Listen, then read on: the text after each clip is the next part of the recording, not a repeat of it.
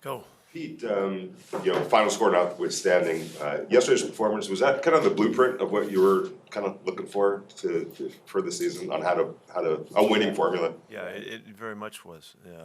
The intensity that we played at throughout, that carried over from special teams and defense and offense, ability to run the football and make some plays happen there. That helps us in all ways. But I thought most of all it was the intent of the guys to show who we are, and I was really fired up about that part of it. What's been the process like getting Caleb Rogers to this point where he has, solidified himself as like a starter on that right guard spot right now? Well, opportunity has been great for him. That was the first shot. He had a chance to get in there and get going, and he's battling. He's got a ton to learn. There's a lot of plays that he can get better at, but he's holding up. And yesterday was another one of those games. How do you block out the noise about the number one pick being on the line? I would do it really well. Yeah, I'm not really, I'm not really that concerned about any of that. I don't think you want me to be. We're going to go play the best we can play and see what happens. You talk to your players about that? No. What are the conversations have you had or you did have with Darian Porter after the game? I know like that defensive pass interference I was called on him, kind of like changed the time. Yeah, I really haven't talked directly about that yet. I got him, I think, in the locker room afterward for a minute, but nothing like some big revelation. I mean, he's playing his tail off, and he was right all over the guy, and they kind of made contact, and on his play. And I'm talking about the PI, they called. I mean, the guy kind of ran into him, and that was it, and the ball's overthrown. And I thought the call was lousy, and for our situation, it was really devastating. But I mean, he can't do a whole lot more than he did right there, And the other play he has on the chance on the sidelines, it's a great play by them, and he was all over it. He knew the guy was going deep, and he was playing for it and the whole thing, So.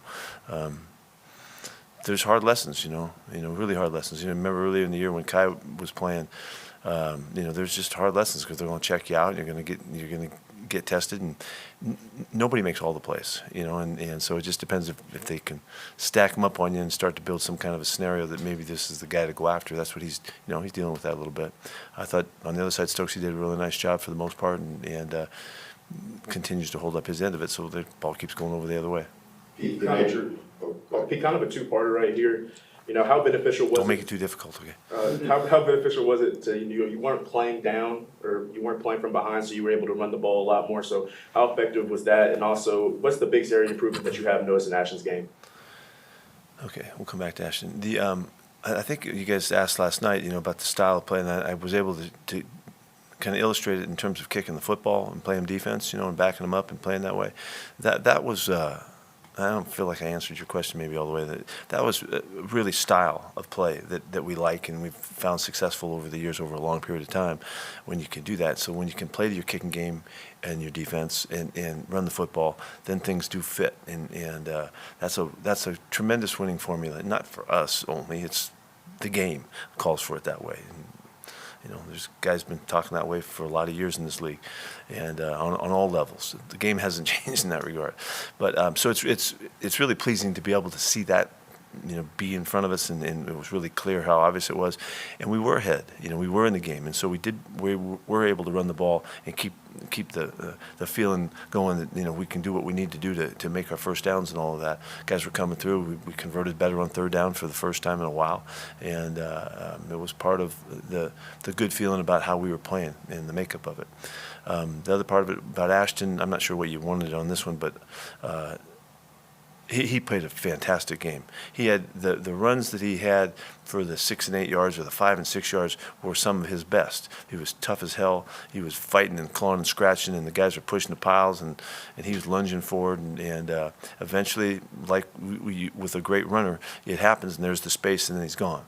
And so I thought he played a tremendous game. We went deep to him a couple times in practice last week, and he made the same plays in practice, and the play comes up in the game, it's no big deal. And matter of fact, he made kind of a circus catch in practice one day on the same play. And so he's a big time performer. He can come through and do what he's capable of doing in game time if you give him the chances, and that's what we're trying to do. And we get to run the ball a little bit more and a couple extra snaps, and he's gone. And so that's really encouraging. You go back to Darian Porter. Sometimes the bad plays are the ones that the nature of the beast is. People are going to focus on that. But when you look at the overall picture of Darian, especially these last 2 games where he's gotten extended playing time, what are you guys seeing from him? Yeah, he's doing a lot of things well, and to take it to the other end of the spectrum, on the short yardage play that he has a chance on, in the toss they go his way, he played it beautifully and set the edge physically, started the opportunity for the guys to hit that thing and knock a 3rd and 1 to lost 2 or 3 yards. It was a huge play in the game for us, and he was right there on point. And he had a big tackle on special teams as well, a really nice tackle again. So his game is rounding. It's rounding into shape. I don't know because we haven't talked about it. What he felt like at the end of the game on those couple plays that he had chances to make, when he's all over it and he's right there. I don't know how comfortable he was in those moments, but what we're working towards is, I've been there before, I know what this feels like, this is how I make my play. And that's still yet to come, where he can become a very, very effective football player. And I think he has no reason not to get there. Going back to practice real quick, it was mentioned on the broadcast Thursday and Friday seemed to be a little bit more uptick, up-tempo, real good positive practices. Did you see that as well, or did it just seem like a regular practice? Yeah, I thought Patrick did a really good job with the defense on Friday, before Friday's practice, to make sure that we were in position to make the plays we thought we could make. And we had a terrific day on defense on Friday in that regard. And I thought that carried over. So, Pat had a big play in that. They heard it from right from the heart all the way through the weekend about how we wanted to perform in this game, and I think we found a level that's the level that we need to maintain, and we've been there throughout the season at different times, and the games just didn't quite give us the chance that we wanted to, but it's in us, and that's really important for us to feel that right now. I'm sure you saw this on film, but Max Crosby went from almost a dead stop to go chase down, I think it was Chubb. Yeah, it's a fantastic play. Yeah, from your perspective, watching, especially seeing it live, then watching it on film, that effort. Yeah, I think it's it's just another, like I keep saying, because he makes so many plays, it's just another one of a Max Crosby play that you love, and but more than that, even the what he adds to our team in demonstrating that late in the game and when game's on the line, that he can, like getting off the ground to get up and 30 yards later he's leaving his feet to make a tackle, and everyone that saw him approaching that tackle thought he's going to knock the ball out. We were all anticipating, he just couldn't quite get to it, and Chubb's too good, he wouldn't let you have it. But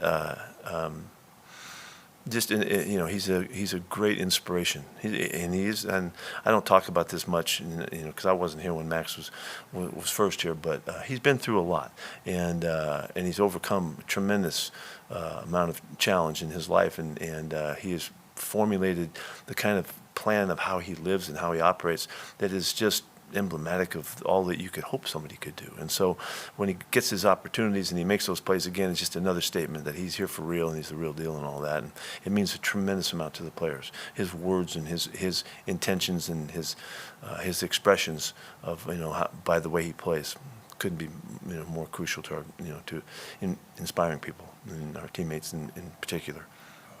Alex Bachmann is a player who's, throughout his NFL career has been, up and down the practice squad, bounced around different teams. And this is kind of his first year where he has some form of stability and has found been able to carve himself a role as a returner. I just what's it been like coaching him and seeing him try Oh, he's been amazing. He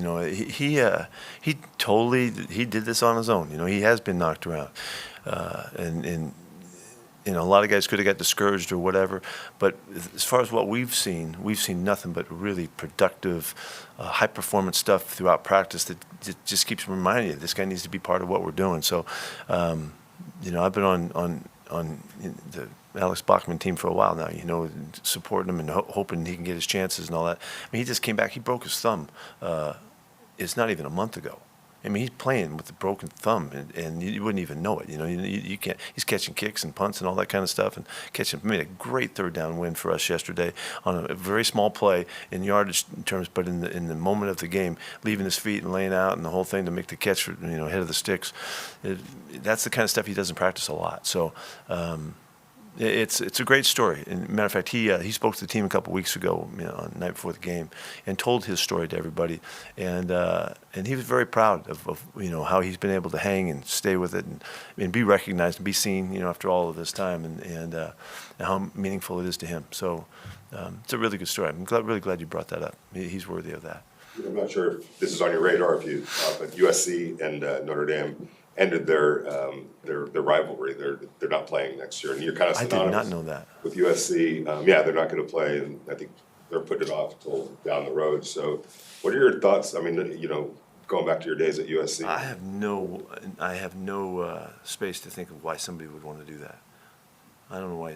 I hope that doesn't carry over to other matchups that have been, so important to people over the years and all of that, and so much fun. It's not so much for the teams, it's for the fans, and for the alumni, and that's too bad. I'm disappointed to hear that. Pete, when it comes to Ashton, just how much did a game like yesterday help to build upon his confidence? And for that, also, just going down the stretch, how do you continue the continuity in the run game as the season begins to close out? Well, first off, he doesn't need a real confidence boost. He pretty much knows who he is, and I think that's. I say that, and that's not always the case for guys playing the first year, particularly guys with high picks and all of that. They get knocked around in so many different ways, and how they handle it. He's handled it beautifully, and he accepts the moments. He expects the moments to happen. He expects the plays to happen, and that's what keeps bringing him back. So, but everybody likes to do what they do, and like kick ass, and he did, so it'll just.